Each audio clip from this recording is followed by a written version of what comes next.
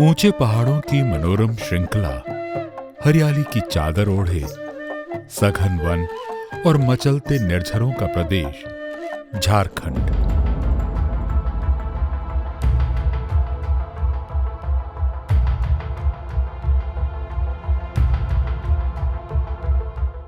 ऐतिहासिक, भौगोलिक, धार्मिक और सांस्कृतिक विरासतों में खुद को संजोए हुए है रामगढ़ जिला, जो 1947 में आजादी के बाद तत्कालीन हजारीबाग जिले का एक भाग था।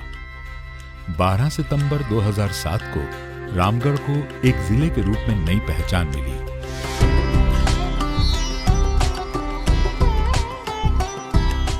एक तरफ इतिहास से मिली विरासत है, तो दूसरी ओर लोक आस्था का चरमोत्कर्ष।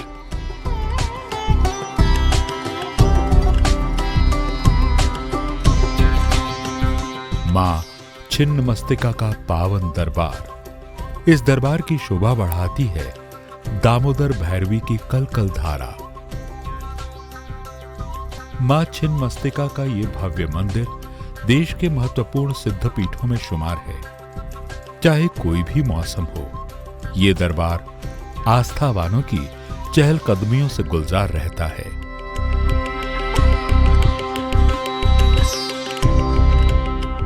मां छिन्नमस्तिका के आविर्भाव की एक पौराणिक कथा बेहद प्रचलित है।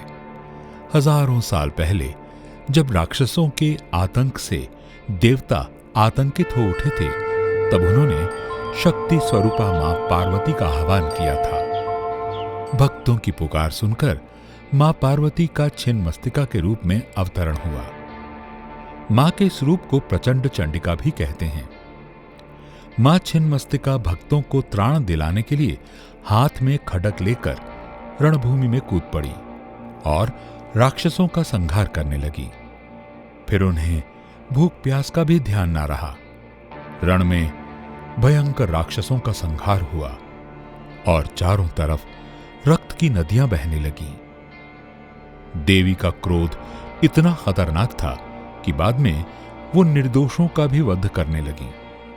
तब जाकर देवताओं ने भगवान शिव से मां को शांत करने की प्रार्थना की। भगवान शिव ने देवी से क्रोध शांत कराया, जिस पर मां छिन्नमस्तिका ने भगवान शिव से कहा कि मुझे भयंकर भूख सता रही है। तब शिवजी ने उन्हें उपाय बताया कि देवी, आप समूचे ब्रह्मांड की देवी हैं। आप खड्ग से अपना शीश काटकर रक्तपान करें, इससे आपकी क्षुधाग्नि शांत हो जाएगी। मां छिन्नमस्तिका ने ऐसा ही किया। जैसे ही उन्होंने अपनी गर्दन पर खड्ग चलाया, उससे रक्त की 3 धाराएं निकलीं। 2 धाराएं वहां उपस्थित डाकिनी, शाकिनी के मुख में गिरी, जबकि तीसरी धारा मां के मुख में गई, जिससे वो तृप्त हो गईं। मां छिन्नमस्तिका 10 महाविद्याओं में छठा रूप मानी जाती है। यह मंदिर दामोदर भैरवी संगम के किनारे त्रिकोण मंडल पर स्थापित है, जबकि पूरा मंदिर श्रीयंत्र के आकार का है। भारतीय हिंदू परंपरा में श्रीयंत्र को सर्व सिद्धिदायक और कल्याणकारी माना गया है। मंदिर के इस आकार का दर्शन भी बेहद शुभ माना जाता है। मंदिर परिसर में अन्य 9 महाविद्याओं को भी विशेष स्थान दिया गया है। इस पावन मंदिर में सबसे विशेष पल होता है देवी के श्रृंगार और मंगल आरती का।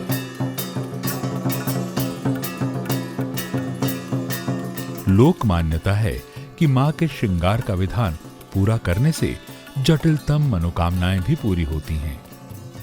यह विश्वास तब मनमोहक रूप लेता है जब मंदिर में देवी का विविध सामग्रियों और फूलों से साज श्रृंगार संपन्न होता है।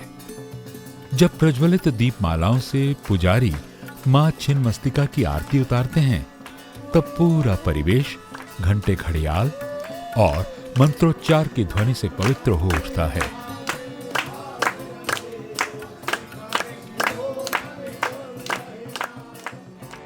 रजरप्पा जंगलों से घिरा हुआ है।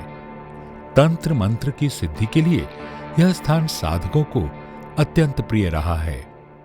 उपासना के साथ पर्यटन इस स्थान की सबसे बड़ी खासियत है। यहां आने वाले पर्यटक नौका विहार का आनंद लेना नहीं भूलते।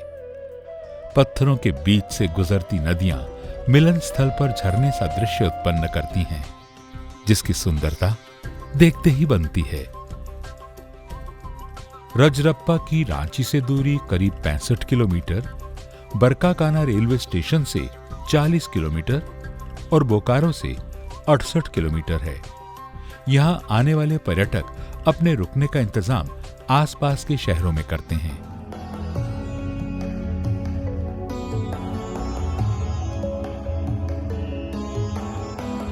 भारतीय पुरातत्व विभाग की ओर से राष्ट्रीय धरोहर घोषित किए गए प्राचीन कायथा शिव मंदिर अध्यात्म का एक महत्वपूर्ण केंद्र है। शिव साधना के इस केंद्र ने 350 वर्षों में वक्त को पल पल बदलते और वर्तमान रामगढ़ को नवीन रूप धारण करते देखा है।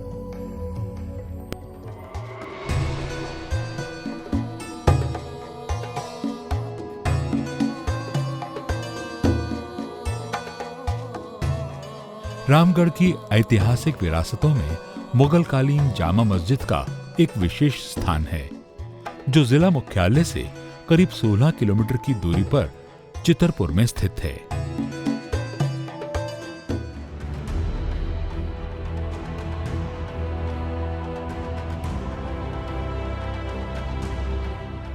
ऐतिहासिक स्थलों में 667 चीनी सैनिकों की समाधि भी आकर्षण का केंद्र है, जिसका संबंध द्वितीय विश्व युद्ध के कालखंड से है। पर्यटन की दृष्टि से रामगढ़ आने वालों के लिए जिले और आसपास के क्षेत्रों में रमणीय स्थलों की भरमार है। माया टुंगरी रजरप्पा के शक्तिपीठ में दर्शन करने के बाद शक्ति साधना का एक और केंद्र सम्मोहित करता है, जो माया टुंगरी के नाम से विख्यात है। यहाँ पिंडी रूप में विराजमान है मां वैष्णो देवी, जिनकी कृपा की आस भक्तों को यहाँ खींच लाती है।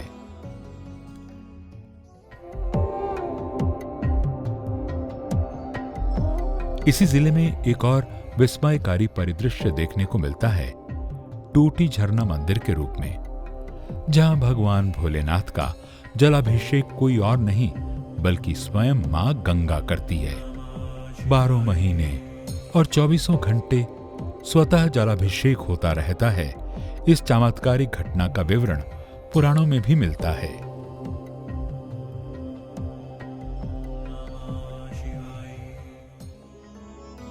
चुट्टूपालू और पतरातू घाटी राजधानी रांची से रामगढ़ पहुंचने के 2 प्रमुख मार्ग हैं और दोनों ही बेहद मनोरम हैं।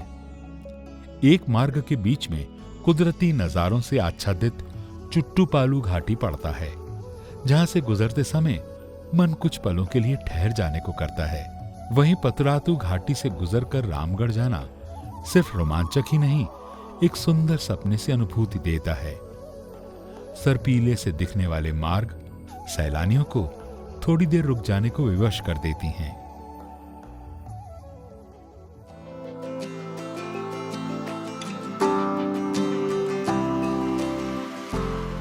पतरातू डैम। रामगढ़ पहुंचकर अगर पतरातू डैम का आनंद नहीं लिया तो समझिए आप कुदरत अप्रतिम सुंदरता को निहारने से चूक गए। मंद समीर से अटखेलियां करती लहरें सैलानियों में उमंग का संचार करती हैं, जबकि आसपास के खूबसूरत नजारों के बीच समय व्यतीत करना एक यादगार पल बन जाता है। ऐसे स्थानों की संख्या बहुत कम है जहां प्रकृति और इतिहास ने एक साथ इतने दृश्यों व धरोहरों को संजोया है। झारखंड सरकार ने भी रामगढ़ को धार्मिक, सांस्कृतिक और साहसिक पर्यटन केंद्र के रूप में विकसित किए जाने को लेकर दृढ़ इच्छा शक्ति दिखाई है। समृद्ध ऐतिहासिक पृष्ठभूमि, उन्नत आध्यात्मिक ऊर्जा और प्रगतिशील चेतना के साथ उत्कर्ष की ओर बढ़ रहा है रामगढ़ जिला।